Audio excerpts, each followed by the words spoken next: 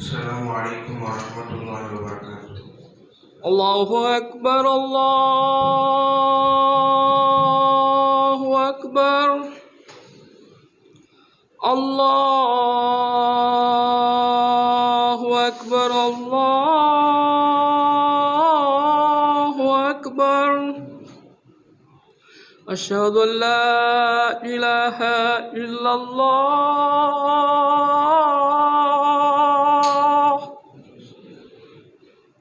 أشهد أن لا إله إلا الله أشهد أن محمد رسول الله أشهد أن محمد رسول الله هيا على الصلاة هيا على الصلاة هيا على الفلاح هيا على الفلاح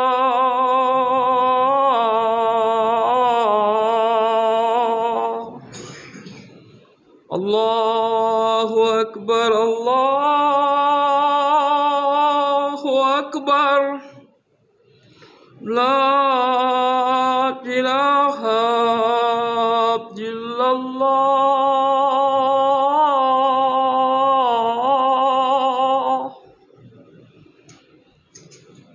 لا إله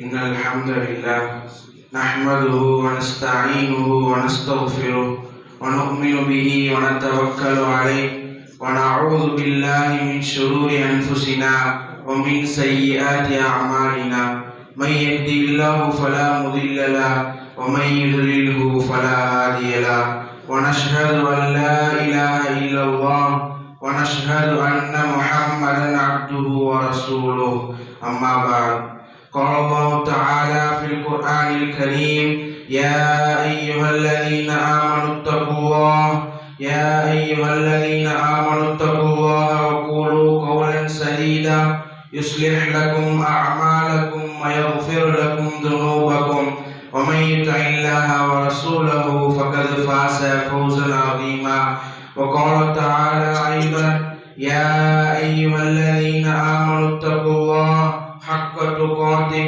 ولا تموتن إلا وأنتم مسلمون وقال تعالى أيضا يا أيها الذين آمنوا اتقوا الله ولتنظر نفس ما قدمت لغد واتقوا الله إن الله خبير بما تعملون فإن أصدق الحديث كتاب الله وأحسن الهدي هدي محمد صلى الله عليه وسلم وخير الأمور محدثاتها وكل محدثة بدعة وكل بدعة ضلالة وكل ضلالة في النار كل ضلالة في النار அன்பார்ந்த அல்லாஹ்வின் நல்லடியார்களே, பேச்சுக்களிலேயே மிகவும் உண்மையானது அல்லாஹ் சுப்ஹானஹு வ தஆலாவின் திருமறையாகும். மேலும் பொன்மொழியிலேயே சிறந்தது அழகானது நபி ஸல்லல்லாஹு அலைஹி வஸல்லம் அவர்களின் பொன்மொழியாகும். மேலும் காரியங்களிலேயே அழகானது அல்லாஹ் சுப்ஹானஹு வ தஆலாவும் நபி ஸல்லல்லாஹு அலைஹி வஸல்லம் அவர்கள் ஏவியதும். இதை அல்லாததை பொதுமையான மார்க்கத்தில் உண்டாக்குவது பித்அத் என்றும், பித்அத் என்பது நம்மளை நரகத்தில் கொண்டு போய் சேர்க்கும், நம்மை பாவத்தின் பக்கம் கொண்டு போய் சேர்க்கும், பாவம் என்பது நம்மை நரகத்தின் பக்கம் கொண்டு போய் சேர்க்கும் என்று நபி ஸல்லல்லாஹு அலைஹி வஸல்லம் அவர்கள் தங்களுடைய ஒவ்வொரு உரையிலும் நமக்கு உபதேசம் செய்ததை நான் இங்கு நினைவு கூறியவனாக என்னுடைய இந்த ஜும்ஆவினுடைய உரையை ஆரம்பம் செய்கின்றேன். அன்பார்ந்த அல்லாஹ்வின் நல்லடியார்களே, இந்த ஜும்ஆவினுடைய உரையில் நாம் தெரிந்து கொண்டு எடுத்துக்கொண்டுள்ள தலைப்பு பயணிகளின் கனிவான கவனத்திற்கு. இந்த பயணிகளின் கனிவான கவனத்திற்கு என்று சொல்லக்கூடிய இந்த தலைப்பை நாம் எடுத்ததற்கான நோக்கம் என்னவென்றால், நபி ஸல்லல்லாஹு அலைஹி வஸல்லம் அவர்கள் இந்த உலக வாழ்க்கை ஒரு பயணம் என்று நமக்கு சொல்லி காமிக்கிறார்கள். இந்த உலக வாழ்க்கையில் நாம் பல சூழ்நிலைகளை, பல சந்தர்ப்ப சூழ்நிலைகளை சந்திப்போம். எந்த மாதிரியான சூழ்நிலைகள்? ஒரு இடத்தில் இருந்து பயணம் செய்வது மாதிரியான சூழ்நிலைகளை சந்திப்போம். அந்த பயணம் என்பது எந்த ஒரு நோக்கத்திற்காக இருந்தாலும் சரி, உதாரணமாக மருத்துவத்திற்காக நாம் ஒரு இடத்திலிருந்து இன்னொரு இடத்திற்கு பயணம் செய்வோம், சுற்றுலா செல்வதற்காக நாம் பயணம் செய்வோம், கல்வி படிப்பதற்காக நாம் ஒரு இடத்திலிருந்து இன்னொரு இடத்திற்கு பயணம் செய்வோம். இவ்வாறு இந்த உலகத்தினுடைய பயணத்திற்கு பல நோக்கங்களை நாம் வைத்திருக்கிறோம். இவ்வாறு இந்த நோக்கங்களை நிறைவேற்றுவதற்காக நாம் இந்த பயணத்தை செய்கின்றோம். ஆனால் இந்த உலகத்தினுடைய பயணம் என்பது, ஒரு முறை நாம் பயணத்துக்கு போறோம், மருத்துவத்திற்காக ஒரு இடத்துக்கு போறோம் அப்படின்னா அந்த இடத்துல டாக்டர் வரல, டாக்டர் இல்லை அப்படின்னா அந்த பயணம் நமக்கு ஃபெயிலியர் ஆகுது. அந்த பயணம் ஃபெயிலியர் ஆகும்போது நம்ம நஷ்டப்படுறோம். இங்கிருந்து நம்ம போன அந்த நேரம், இங்கிருந்து நம்ம செலவழித்து சென்ற அந்த காசு, இவ்வாறான நம்மளுடைய அந்த ஃபெயிலியரான அந்த பயணத்திற்கு நாம் நஷ்டப்படுகிறோம். ஆனால் இந்த உலகத்திலுள்ள பயணம், இன்னைக்கு டாக்டரை பார்க்க முடியல அப்படின்னா நாளைக்கு நம்ம டாக்டர்ல பார்த்துடலாம். இது மாதிரியான இந்த உலகத்தினுடைய பயணத்தை நாம் ஒரு முறை நமக்கு அந்த பயணம் ஃபெயிலியர் ஆனாலும் அடுத்த முறை அந்த பயணத்தை அந்த பயணத்துடைய நோக்கத்தை நாம் பூர்த்தி செய்து விடுகிறோம். ஆனால் நபி ஸல்லல்லாஹு அலைஹி வஸல்லம் அவர்கள் நமக்கு சொல்லி காமிக்கும் அந்த பயணம் எப்படிப்பட்டது என்றால், மிக ஒரு நீண்ட ஒரு பயணம். அந்த பயணத்தில் நாம் மிகவும் கவனமாக நம்முடைய நோக்கத்தை சரியான முறையில் பூர்த்தி செய்தால்தான் அந்த பயணத்தை சரியான முறையில் அடைய முடியும். ஆனால் அந்த பயணத்துடைய அந்த அவகாசம் என்பது ஒரு முறைதான். அந்த பயணத்துடைய அவகாசம் ஒரு முறை, மற்றொரு முறை அந்த பயணத்திற்கான அவகாசம், அந்த பயணத்திற்கான அந்த ஒரு நேரம் நமக்கு தரப்படாது. என்ன பயணம்? அந்த பயணத்தை நபி ஸல்லல்லாஹு அலைஹி வஸல்லம் அவர்கள் கூறி காமிக்கும் போது, நபி ஸல்லல்லாஹு அலைஹி வஸல்லம் அவர்கள் பல நேரங்களிலும் பல மாதிரியான உபதேசங்களை நமக்கு சொல்லி காமிக்கிறார்கள். அந்த வரிசையில் நபி ஸல்லல்லாஹு அலைஹி வஸல்லம் அவர்கள் நமக்கு சொல்லி காமிக்கும் ஒரு உபதேசம் தான் இந்த ஒரு உபதேசமாக இருக்கிறது. அப்துல்லா இப்னு உமர் ரலியல்லாஹு அன்ஹு என்று சொல்லக்கூடிய ஒரு நபித்தோழர், அந்த நபித்தோழருடைய தோல் புஜத்தை பிடித்தவராக நபி ஸல்லல்லாஹு அலைஹி வஸல்லம் அவர்கள் சொல்கிறார்கள், அஹத ரசூலுல்லாஹி ஸல்லல்லாஹு அலைஹி வஸல்லம் பி மன்கிபி, என்னுடைய தோல் புஜத்தை நபி ஸல்லல்லாஹு அலைஹி வஸல்லம் அவர்கள் பிடித்தார்கள். பிடித்துவிட்டு நபி ஸல்லல்லாஹு அலைஹி வஸல்லம் அவர்கள் கூறினார்கள், குன் ஃபி துன்யா கஅன்னக கரீப் அவ் வாபிரி சபீலின். அப்துல்லா இப்னு உமர் அவர்களே, இந்த உலகத்தில் நீங்கள் ஒரு வழிபோக்கனை போன்று, ஒரு பயனாளியை போன்று நீங்கள் இந்த உலகத்தில் வாழுங்கள்.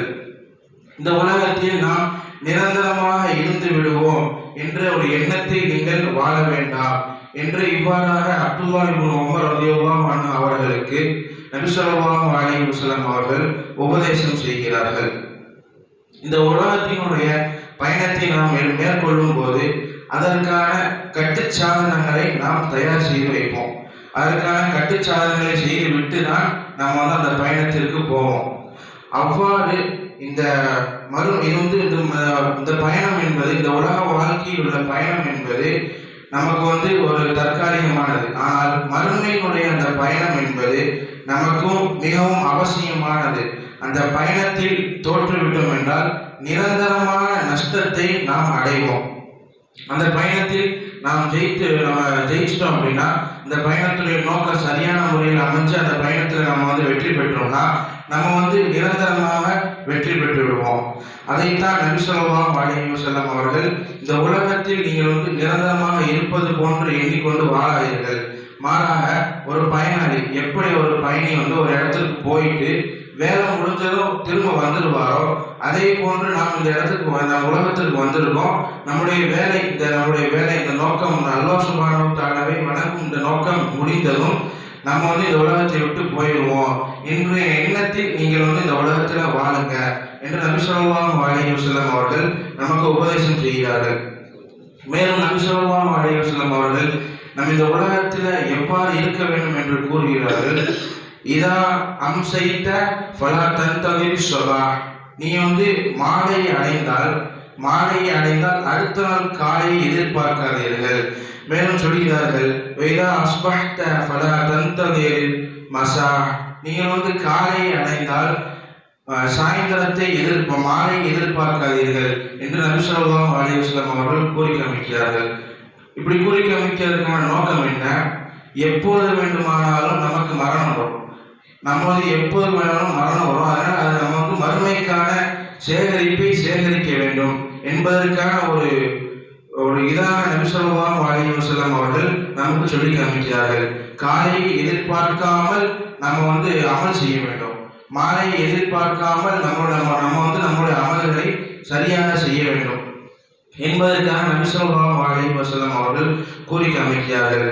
மேலும் இந்த பயணத்தின் மூலியமாக நமக்கு கிடைக்கக்கூடிய அந்த நோக்கம் என்னவென்பதை நபி ஸல்லல்லாஹு அலைஹி வஸல்லம் அவர்கள் கூறி காமிக்கும் போது மேலும் கூறி காமிக்கிறார்கள். நபி ஸல்லல்லாஹு அலைஹி வஸல்லம் வஹுத் மின் சிஹ்ஹதிக லிமரிதிக் வ மின் ஹயாதிக லிமௌதிக், உன்னுடைய நோய் வருவதற்கு முன்பதாக உன்னுடைய அந்த சுகமான அந்த உடலை நீ பயன்படுத்திக்கொள். நோய் வருவதற்கு முன்பதாக நீ உன்னுடைய வாழ்க்கையில் நல்ல அமல்களை செய்து கொள் என்று நபி ஸல்லல்லாஹு அலைஹி வஸல்லம் அவர்கள் கூறி காமிக்கிறார்கள். மேலும் கூறி காமிக்கிறார்கள், ஒமின் ஹயாத்திக லிமௌத்திக், உன்னுடைய மரணம் உன்னை அடைவதற்கு முன்பதாக உன்னுடைய வாழ்க்கையை நீ நல்ல அமல்கள் செய்வதின் பக்கம் பயன்படுத்திக்கொள் என்று நபி ஸல்லல்லாஹு அலைஹி வஸல்லம் அவர்கள் நமக்கு கூறி காமிக்கிறார்கள். இவ்வாறாக நபி ஸல்லல்லாஹு அலைஹி வஸல்லம் அவர்கள் நமக்கு இந்த உலக வாழ்க்கையை குறித்து ஒரு பயணமாக நம்ம இந்த உலகத்தில் பயணம் செய்வது போன்று இந்த உலகத்தில் வாழ வேண்டும் என்று நபி ஸல்லல்லாஹு அலைஹி வஸல்லம் அவர்கள் கூறி காமிக்கிறார்கள். சரி, இந்த பயணம், இந்த மறுமையினுடைய பயணம் என்று சொல்கிறோம். இந்த பயணத்தினுடைய நோக்கம் என்ன? எத்தனையோ இடங்களுக்கு நாம் பயணம் செல்லும் போது அவருடைய நோக்கங்களை சரியான முறையில் செய்கிறோம். ஒரு இடத்திற்கு போகிறோம் அப்படின்னா, வெளிநாட்டுக்கு போகிறோம், நம்ம ஃப்ளைட் இத்தனை மணிக்கு அப்படின்னு சொன்னோம்னா நம்ம 3 மணி நேரத்துக்கு முன்னாடியே அந்த இடத்திற்கு ஏர்போர்ட்டுக்கு சென்று நம்ம அந்த ஃப்ளைட்டுக்காக காத்திருக்கிறோம். அந்த பயணத்திற்காக நம்ம நேரத்தை செலவழிக்கிறோம், எவ்வளவோ நேரங்களை செலவழிக்கிறோம். ஆனால் நபி ஸல்லல்லாஹு அலைஹி வஸல்லம் அவர்கள் சொன்ன இந்த மறுமையினுடைய பயணத்திற்கு நாம் எவ்வாறாக நம்முடைய நேரங்களை செலவழிக்கிறோம் என்பதை நாம் சிந்தித்து பார்க்க வேண்டும். நாம் எப்படி இந்த பயணத்தில் இருந்து கொண்டிருக்கிறோம்? சரியான முறையில் தான் இருந்து கொண்டிருக்கிறோமா? அல்லாஹ் சுப்ஹானஹு வ தஆலாவிற்கு செய்ய வேண்டிய கடமைகளை சரியான முறையில் தான் செய்து கொண்டிருக்கிறோமா என்பதை சிந்தித்து நாம் செயல்பட வேண்டும். மேலும் அல்லாஹ் சுப்ஹானஹு வ தஆலா இந்த உலக வாழ்க்கை, இந்த மறுமையினுடைய பயணத்தின் நோக்கத்தை கூறும்போது அல்லாஹ் சுப்ஹானஹு வ தஆலா கூறி காட்டுகிறார், வமா ஹலகுத்துல் ஜின்ன வல் இன்ஸ இல்லா லியஅபுதுன், மனித இனத்தையும் ஜின் இனத்தையும் நாம் என்னை வணங்குவதற்காகவே தவிர வேறு எதற்காகவும் படைக்கவில்லை. இல்லா லியுவஹிதுன், என்னை ஒருமைப்படுத்தி ஒரே இறைவன் என்று என்னை வணங்குவதற்காகவே தவிர வேறு எதற்காகவும் படைக்கவில்லை என்று அல்லாஹ் சுப்ஹானஹு வ தஆலா கூறி காமிக்கிறார். இதற்கு தஃப்சீர் அறிஞர்கள், அதாவது விளக்க உரை எழுதும் அறிஞர்கள், இந்த இல்லா லியஅபுதுன் என்கின்ற இந்த வாசகத்திற்கு இல்லா லியுவஹிதுன், ஒருமைப்படுத்தி வணங்க வேண்டும், ஒருமைப்படுத்தி வணங்குவதற்காக தவிர வேறு எதற்காகவும் படைக்கவில்லை என்று நம்முடைய குர்ஆன் விரிவுரை அறிஞர்கள் நமக்கு கூறி காட்டுகிறார்கள். மேலும் அல்லாஹ் சுப்ஹானஹு வ தஆலா இந்த நோக்கத்தை கூறி காட்டும்போது, அல்லதி ஹலக மௌத வல் ஹயாத லியப்லுவக்கும் அய்யுக்கும் அஹ்ஸனு அமலா, இந்த வாழ்க்கையும் இந்த வாழ்வையும் இந்த மரணத்தையும் நாம் எதற்காக படைத்திருக்கிறோம் தெரியுமா? லியப்லுவக்கும் அய்யுக்கும் அஹ்ஸனு அமலா, உங்களில் நல்ல அமல்கள், நல்ல காரியங்கள், நல்ல அமல்களை செய்பவர் யார் என்பதை சோதிப்பதற்காக தான் நாம் இந்த உலக வாழ்க்கையும் இந்த மரணத்தையும் படைத்திருக்கிறோம் என்று அல்லாஹ் சுப்ஹானஹு வ தஆலா கூறி காமிக்கிறார். இந்த பயணத்தின் நோக்கம் இதுதான். அல்லாஹ் சுப்ஹானஹு வ தஆலாவை வணங்க வேண்டும், நல்ல அமல்களை நாம் செய்ய வேண்டும். அதன் மூலியமாக மறுமையில் வெற்றி பெற்று நாம் சொர்க்கத்திற்கு செல்ல வேண்டும். இதுதான் இந்த பயணத்தினுடைய மிக முக்கியமான ஒரு நோக்கமாக இருக்கிறது. ஆனால் நம்முடைய பயணம் எவ்வாறு போய் கொண்டிருக்கிறது? சரியான முறையில் போகிறதா? ஒரு இடத்துல இருந்து நம்ம ஒரு இடத்துக்கு டிராவல் பண்றோம் அப்படின்னா ஒரு நேரம் இருக்கும். இப்போ இங்கிருந்து போறோம்னா இவ்வளோ நேரத்துல நம்ம அந்த இடத்த அடைஞ்சிடலாம், அந்த இடத்த ரீச் பண்ணிடலாம் அப்படின்னு நம்ம சொல்லிடலாம். ஆனா இந்த உலகத்தினுடைய பயணத்திற்கு இவ்வளவு நேரம் தான், இவ்வளவு நேரத்துல இந்த உலகத்தினுடைய அந்த பயணம் முடிஞ்சிடும் அப்படின்னு சொல்வதற்கான எந்த ஒரு இதுவுமே நமக்கு கிடையாது. எந்த ஒரு சாத்தியக்கூறும் அதற்கு இல்லை. நமக்கு எப்பொழுது மரணம் வரும், எப்பொழுது அந்த மறுமையினுடைய அந்த வாழ்க்கைக்குள் நாம் செல்வோம் என்பதற்கான எந்த ஒரு இதுவுமே நமக்கு தெரியாது. அப்படி இருக்கும் சமயத்தில் நாம் இவ்வளவு பொழுதுபோக்காக இருந்து கொண்டிருக்கிறோம். இந்த நேரத்தில் நம்ம ஒரு பஸ் இந்த நேரத்தில் வருது அப்படின்னா அதுக்கு கரெக்டாக போயிடுறோம். ஆனால் இது நமக்கு மரணம் எப்போ வரும் என்பதை தெரியாது. அதன் காரணமாக நாம் எந்த நேரத்திலும் மரணம் வரும் என்பதை நாம் அறிந்தே இருக்க வேண்டும். நேற்றைய தினம் கூட நம்ம பார்க்கலாம், ஹைதராபாத்ல இருந்து ஒரு ஃப்ளைட் கிளம்புன கொஞ்ச நேரத்துல கிராஷ் டெக்னிக்கல் ஃபால்ட்டின் காரணமாக அந்த ஃப்ளைட் விபத்திற்கு உள்ளாகுது. இந்த விபத்திற்கு உள்ளாகும் சமயத்தில் அந்த ஃப்ளைட்ல இருந்தவர்களும் சரி, அந்த விபத்து நடந்த இடத்திலும் சரி, 100க்கும் அதிகமான நபர்கள் மரணம் அடைகிறார்கள். 200க்கு அதிகமான நபர்கள் பலத்த காயம் அடைகிறார்கள். பாருங்கள், மரணம் என்பது எப்படி வரும் என்பதை தெரியாது. நம்ம எல்லாம் மரணம் எப்படி வரும் நினைச்சிட்டு இருக்கோம். ஒன்னே வயசாயிருச்சுன்னா மரணம் வந்துடும் அப்படின்னு நினைச்சிருக்கோம். இல்ல ஏதாவது ஒரு கடுமையான நோய், கொள்ளை நோய் ஏதாவது வந்துச்சுன்னா மரணம் வந்துடும் அப்படின்னு நினைச்சிட்டு இருக்கோம். ஆனா அப்படி கிடையாது. சிறு குழந்தை, பிறந்த ஒரு குழந்தை கண் விழித்து இந்த உலகத்தை பார்ப்பதற்கு முன்பதாக மரணத்தை அடைகிறது என்கின்ற செய்தியை நாம் கேள்விப்படுகிறோம், கண்கூடாகவும் பார்க்கிறோம். இவ்வாறு இருக்கும் சமயத்தில் நாம் இந்த மரணத்தை நினைக்காமல், மரணத்தை நினைவு கூறாமல் இந்த உலக வாழ்க்கையில் நாம் பொழுதுபோக்காக இருக்கிறோம். இந்த மரணம் எப்போ வரும் என்பதை சஹாபாக்கள் நபி ஸல்லல்லாஹு அலைஹி வஸல்லம் அவர்களிடத்துல கேட்கிறாங்க. அதை குறித்து அல்லாஹ் சுப்ஹானஹு வ தஆலா கூறி காட்டுகிறான், யஸ்அலூனக அனிர் ரூஹ், நபியே உன்னிடம் ரூஹை பற்றி, ஆத்மாவை பற்றி நபியே உன்னிடம் கேட்கிறார்கள். குலிர் ரூஹு மின் அம்ரி ரப்பி, நபியே நீர் கூறும் அந்த ஆத்மாவுடைய அந்த அறிவு அல்லாஹ்வின் கையில் இருக்கிறது. வமா ஊதீதும் மினல் இல்மி இல்லா கலீல், உங்களுக்கு கொடுக்கப்பட்ட அறிவு மிகவும் குறைவானதுதான். எனவே அந்த ஆத்மா எப்பொழுது கைப்பற்றப்படும் என்பது அல்லாஹ்வை தவிர வேறு யாருக்கும் தெரியாது என்று நமக்கு நபி ஸல்லல்லாஹு அல்லாஹ் சுப்ஹானஹு வ தஆலா நமக்கு கூறி காட்டுகிறார். மேலும் இந்த உலக வாழ்க்கையில் நாம் எவ்வாறு வாழ வேண்டும், இந்த உலக வாழ்க்கையில் நாம் எவ்வாறு வாழ்ந்து கொண்டிருக்கிறோம், இந்த உலக வாழ்க்கை குறித்து அல்லாஹ் சுப்ஹானஹு வ தஆலா என்ன கூறி காட்டுகிறான், வமல் ஹயாத் துன்யா இல்லா மத்தாஉல் குரூர், இந்த உலக வாழ்க்கை என்பது வெறும் அற்ப இன்பமாகத்தான் இருக்கிறது என்று அல்லாஹ் சுப்ஹானஹு வ தஆலா கூறி காட்டுகிறார். மேலும் அல்லாஹ் சுப்ஹானஹு வ தஆலா இந்த உலக வாழ்க்கையை பற்றி கூறும்போது வமல் ஹயாத் துன்யா இல்லா லஹு வ லைப், இந்த உலக வாழ்க்கை வீணும் விளையாட்டும் தான் என்று அல்லாஹ் சுப்ஹானஹு வ தஆலா கூறி காட்டுகிறார். இவ்வாறு அல்லாஹ் சுப்ஹானஹு வ தஆலா இந்த உலகத்தை பற்றி கூறி காட்டியிருக்கும் போது நம்மளுடைய ஆசை எதன் பக்கம் இருக்கிறது? அல்லாஹ் சுப்ஹானஹு வ தஆலா நமக்காக தயார் செய்து வைத்த அந்த சொர்க்கத்தின் பக்கம் இருக்கிறதா, அல்லது இந்த உலகத்தினுடைய இன்பங்களை, இந்த உலகத்தினுடைய ஆசை மோகங்களை அடைவதின் பக்கம் இருக்கிறதா? வீடு வாங்கணும், பங்களா வாங்கணும், கார் வாங்கணும், இது போன்ற இந்த உலக இன்பத்தின் பக்கம் தான் நம்மளுடைய அந்த எண்ணம், நம்முடைய அந்த ஆசை இருக்கிறது. அல்லாஹ் சுப்ஹானஹு வ தஆலா சொல்லி காமிக்கிறான், இந்த உலகத்தில் உடைய மோகம் என்பது உங்களுக்கு வெறும் தற்காலிகம் தான், ஆனால் அந்த மறுமை தான் உங்களுக்கு நிரந்தரமானது என்று அல்லாஹ் சுப்ஹானஹு வ தஆலா நம்ம கூறி காட்டியிருக்கும் சமயத்தில் நம்ம எப்படி இருக்கோம், அந்த உலகத்தின் மீது மோகமுடையவர்களாக இருக்கிறோம். மேலும் அல்லாஹ் சுப்ஹானஹு வ தஆலா மரணத்தை பற்றி கூறி காட்டுகிறான். மரணத்தை பற்றி கூறி காட்டும் போது எப்படி கூறி காட்டுகிறான், குல்லு நஃப்ஸின் தாயிகத்துல் மௌத் வ இன்னமா துவஃபூன உஜூரகும் யௌமல் கியாமா வ மன் ஸுஹ்ஸிஹ அனின் நாரி ஃபகத் ஃபாஸ ஃபௌஸன் அதீமா.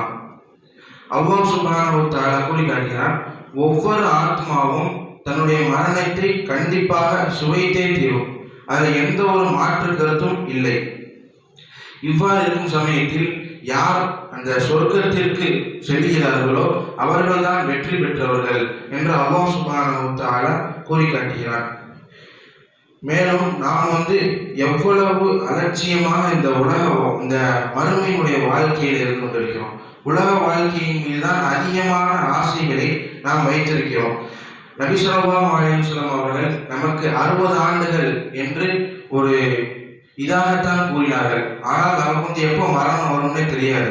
அப்படி மரணம் வந்துருச்சுன்னா அல்லாஹ் சுப்ஹானஹு வ தஆலா சொல்றான், சும்ம இலைனா துர்ஜஊன், நீங்க அல்லாஹ்வின் பக்கம் திருப்பப்படுவீர்கள், அவனின் பக்கம்தான் கொண்டு செல்லப்படுவீர்கள் என்று அல்லாஹ் சுப்ஹானஹு வ தஆலா கூறி காட்டுகிறார். அப்படின்னா என்ன? நம்மின் பக்கம் தான் கொண்டு வருவோம்னா என்ன? இந்த உலகத்துல நீ எப்படியெல்லாம் இருந்த அட்டுழியம் செய்து கொண்டு அல்லாஹ் சுப்ஹானஹு வ தஆலாவை மறந்து அவனுக்கு செய்ய வேண்டிய அந்த வணக்க வழிபாடுகளை மறந்து இந்த உலகத்தில் இருந்தில, இந்த உலகத்துல இருந்து எங்க போயிட போற? எங்கேயுமே நீ போக முடியாது. சும்மையிலேனா துர்ஜாவும், நம்மின் பக்கம்தான் நீ மீட்டப்படுவாய். எனவே நீ உன்னுடைய வாழ்க்கையை உன்னுடைய பயணத்தை சரியாக இருந்து கொள், நம்மின் பக்கம்தான் திரும்பப்படுவாய். நீ அலட்சியமாகவும் அட்டுழியம் செய்தும் அல்லாஹ் சுப்ஹானஹு வ தஆலாவிற்கு செய்ய வேண்டிய கடமைகளை செய்யாமல் இருந்து விடாதே என்று அல்லாஹ் சுப்ஹானஹு வ தஆலா நமக்கு எச்சரிக்கை செய்கிறார். மேலும் நம்ம நினைச்சுக்கிட்டோம் நமக்கு மரணம் தூரமா தான் இருக்குது, நம்ம ஒரு சில காரியங்கள்லாம் செஞ்சுட்டோம்னா மரணம் வராது என்பதாக நம்ம எண்ணிக்கொண்டிருக்கிறோம்.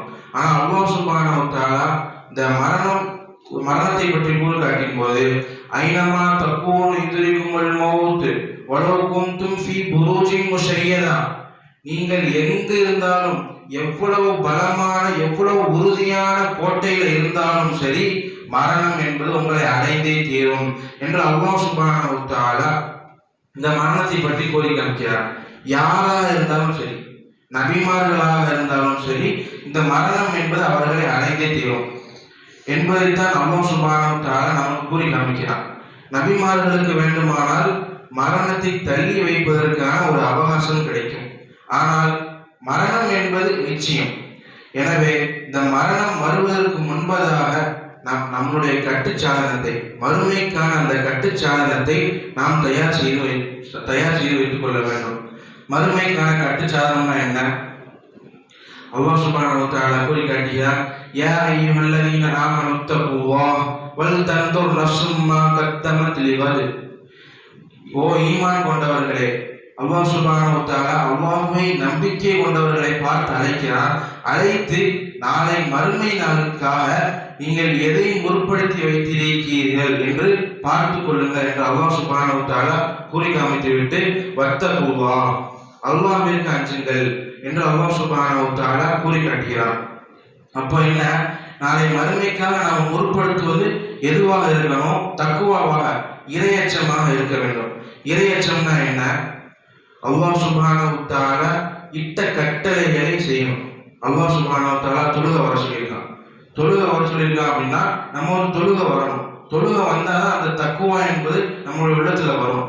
அல்லாஹ் சுப்ஹானஹு வ தஆலா பாவங்களை செய்ய வேண்டாம் என்று தடுத்திருக்கிறார் என்றால் அந்த பாவத்தை விட்டு விலகி இருக்க வேண்டும். அதுதான் நமக்கு இறையச்சத்தை கொண்டு வரும். மேலும் தனிமையில் நம்ம ஒரு பாவம் செய்ய போறோம் அப்படின்னா அந்த இடத்துல அல்லாஹ் சுப்ஹானஹு வ தஆலாவினுடைய அந்த இறையச்சம், அல்லாஹ் சுப்ஹானஹு வ தஆலாவுடைய அந்த பயம், அல்லாஹ்வினுடைய அந்த நினைவு அந்த இடத்துல வர வேண்டும். அந்த இடத்துல அந்த பாவத்தை நாம் விட்டு ஒழித்து அந்த பாவத்திலிருந்து நாம் வெளியே வர வேண்டும். இதுதான் தக்குவா. வியாபாரத்துல ஒரு பொய்யை சொல்லி வியாபாரம் செய்ய போறோம் அப்படின்னா அந்த இடத்துல அல்லாஹ் சுப்ஹானஹு வ தஆலாவுடைய பயம் வர வேண்டும். அதுதான் இறையச்சம். இந்த இறையச்சம் எப்படி வரும்?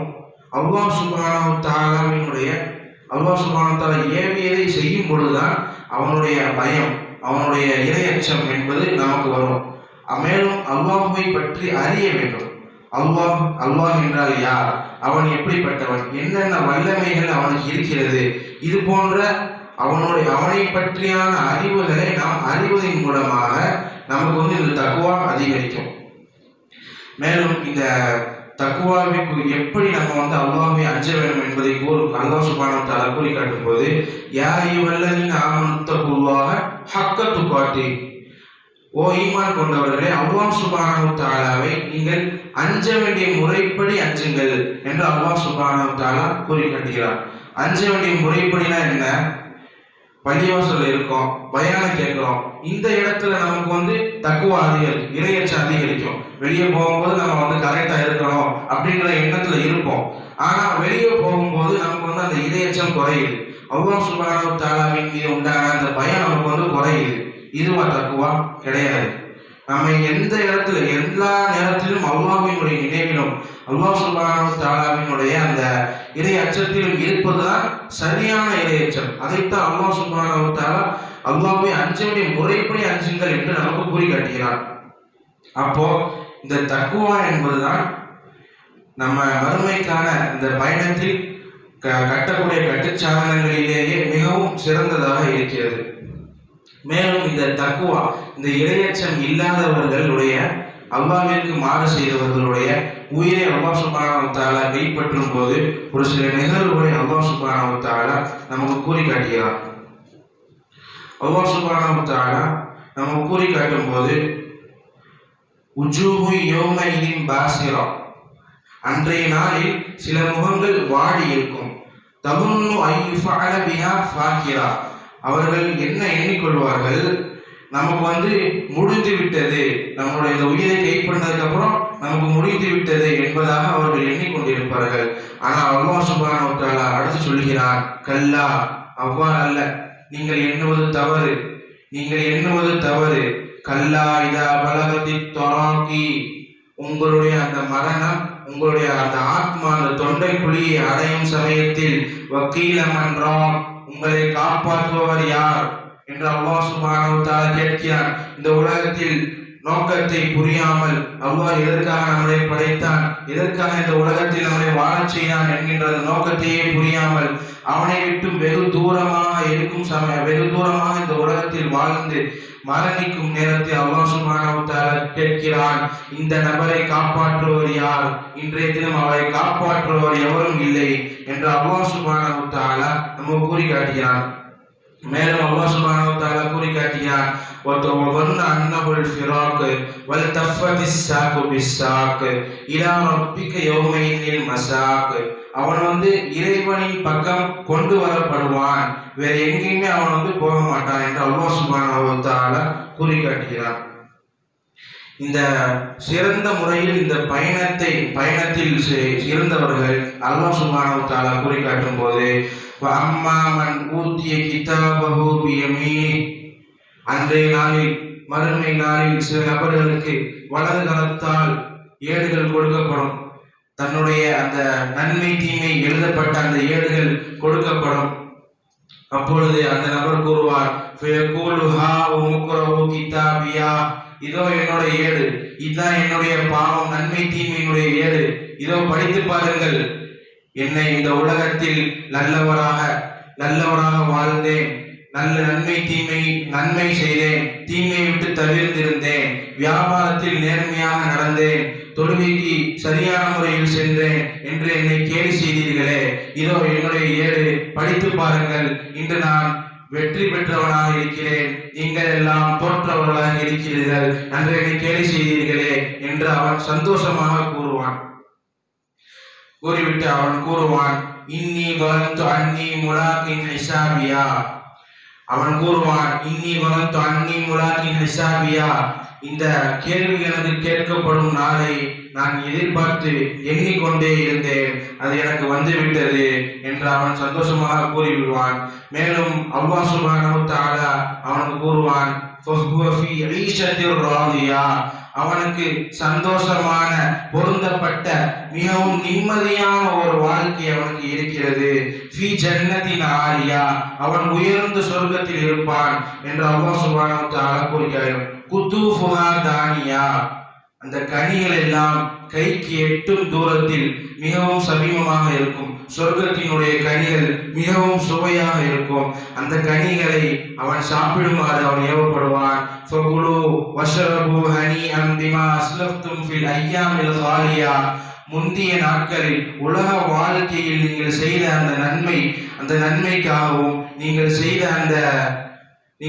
அந்த நன்மைக்காகவும் அல்லாஹ்வை கட்டுப்பட்டதற்காகவும் நீங்கள் இந்த கனிகளை சாப்பிடுங்கள், நீங்கள் விரும்பியதை சாப்பிடுங்கள், நீங்கள் விரும்பியதை பருகுங்கள், நிம்மதியாக இருங்கள் என்று அல்லாஹ் சுப்ஹானஹு வ தஆலா இந்த தக்குவா என்றும் இந்த சொல்லக்கூடிய அந்த கட்டுச்சாதனத்தை சரியான முறையில் மறுமையில் அடைந்தவர்களுக்கு கூறி காமிக்கிறார். ஆனால் அல்லாஹ் சுப்ஹானஹு வ தஆலா கூறி காமிக்கிறான், ஃபஅம்மா மன் ஊதிய கிதாபஹு பிஷிமாலி, அன்றைய நாளில் சில நபர்களுக்கு இடது கரத்தால் தன்னுடைய ஏடு கொடுக்கப்படும். ஃபயகூலு யா லைதனி லம் ஊத கிதாபியா, எனக்கு வந்த கை சேதமே, இந்த ஏடு எனக்கு கொடுக்கப்படாமல் இருக்க வேண்டுமே.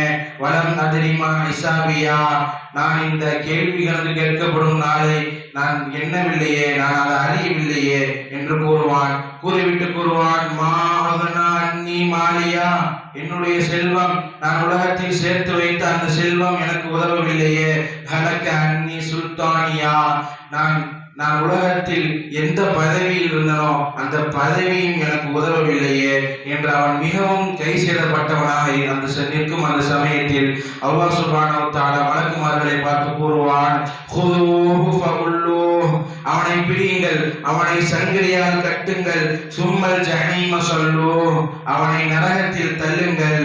சும்ம ஃபீ சில்சிலத்தின் தர்உஹா 70 திரான் ஃபஸ்லுகு, 70 முழமுள்ள சங்கிலியால் அவனை கட்டுங்கள் என்று அல்லாஹ் சுப்ஹானஹு வ தஆலா இவ்வளவு மோசமான ஒரு தண்டனையை இந்த உலக வாழ்க்கையை வீணடித்தவர்களுக்கு, விளையாட்டில் கழித்தவர்களுக்கு அல்லாஹ் சுப்ஹானஹு வ தஆலா இந்த ஒரு தண்டனையை கொடுப்பான். மேலும் அல்லாஹ் சுப்ஹானஹு வ தஆலா கூறி காட்டுகிறான், ஏன் இந்த தண்டனை இவர்களுக்கு என்று கூறி காட்டும் போது, இன்னஹு கான லா யுமினு பில்லாஹில் அஸீம், மகத்தான இறைவனை, உயர்வான அந்த அல்லாஹ்வை ஈமான் கொள்ளாதவர்கள், சரியான முறையில் ஈமான் கொள்ளாததின் காரணமாக அவர்களுக்கு இந்த தண்டனை வந்தது. வலா யஹுல்லு அலா தஆமில் மிஸ்கீன், மேலும் ஏழைகளுக்கு அவனும் உணவளிக்க மாட்டான், மற்றவர்களையும் உணவளிக்குமாறு தூண்ட மாட்டான் என்று அல்லாஹ் சுப்ஹானஹு வ தஆலா இந்த ஒரு தண்டனையை நம்ம கூறி காட்டுகிறார். அப்பொழுது நாம் இந்த உலக வாழ்க்கையை எப்படி இருக்கணும்? சரியான முறையில் அல்லாஹ் சுப்ஹானஹு வ தஆலா கட்டளையின்படி இந்த உலக வாழ்க்கையில் இருந்து அவன் ஏவிய காரியங்களை செய்து அவன் தடுத்த காரியங்களை விட்டு விலகி நம்ம இந்த உலகத்தில் வெற்றி பெற்றோம் என்றால் நமக்கு அந்த மறுமையில என்னது, வலது கரத்தால் ஏடு கொடுக்கப்படும், நம்ம சொர்க்கத்திற்கு செல்வோம். எனவே எதை கேட்டோமோ அதன் படியில் வாழ்க்கையில் செயல்படுத்துவது அல்லாஹ்வுக்கு பேசியவனாக என்று கூறியவனாக எனது முதல் உரையை நிறைவு செய்கிறேன்.